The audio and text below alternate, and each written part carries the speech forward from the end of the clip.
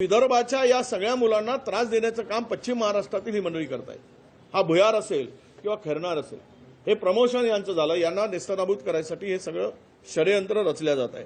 आणि तो ट्रक चालक कधीच त्या ठिकाणी गेला नाही, त्याचे सर्व पुरावे आहेत, त्या रोडवर चाललाच नाही। अशा ट्रक चालकाला पकडून, मालकाला पकडून तो ट्रॅप लावला गेला। का तर तेथील अवैध वसुली या खरमाटेची यांनी बंद केली।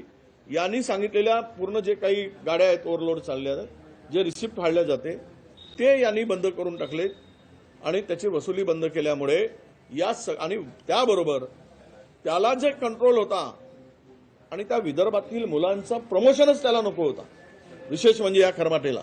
त्यामुळे या सगळ्या यंत्रणेला हाताशी धरून हा पूर्णतः बनावट FIR हा तयार केला गेला।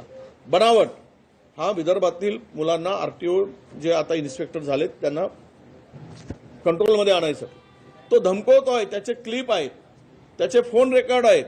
तुम्ही माझं ऐकणार नसाल तर मी तुम्हाला नेस्तनाबूत करेल, तुम्हाला उद्ध्वस्त करेल। आणि हे सर्व जी काही माहिती आता आमच्याकडे उपलब्ध आहे ही संपूर्ण, आणि त्याच्याबरोबरचे क्लिप्स आहेत, फोन रेकॉर्ड आहेत। तर हे काय करतायत आमचे मंत्री? मंत्र्यापर्यंत अजून काही हे नाही, खालीच मी माहिती घेतली, मंत्र्यापर्यंत ही काही जात नाही आहे, म्हणजे सरनाईकापर्यंत ही काही सगळी वसुली जात नाही। पण RTOची सिस्टम पूर्ण हायजॅक करण्याचं काम हा खरमाटे करतोय। याचं नाव अनेक वेळा खरमाटेचा बदल्यांचा रॅकेट चालवते म्हणून यापूर्वी आमची सत्ता होती त्यावेळेस याचं नाव आलं होतं, त्याच्यापूर्वी सुद्धा या खरमाटेचं नाव आलं होतं। महाराष्ट्रभर प्रत्येक ठिकाणी याला कंट्रोल करून त्या नाक्यावरची तपासणी करतो। आता उदाहरणार्थ हा जबरदस्तीनं वसूल करायला लावतो। सर्व RTOची विदर्भातील इन्स्पेक्टरची अधिकाऱ्यांची बैठक या दोघांनी घेतली, राजू नागरे, भुयार, खैरनार। भुयार आणि खैरनार हे सस्पेंड झाले। सस्पेंड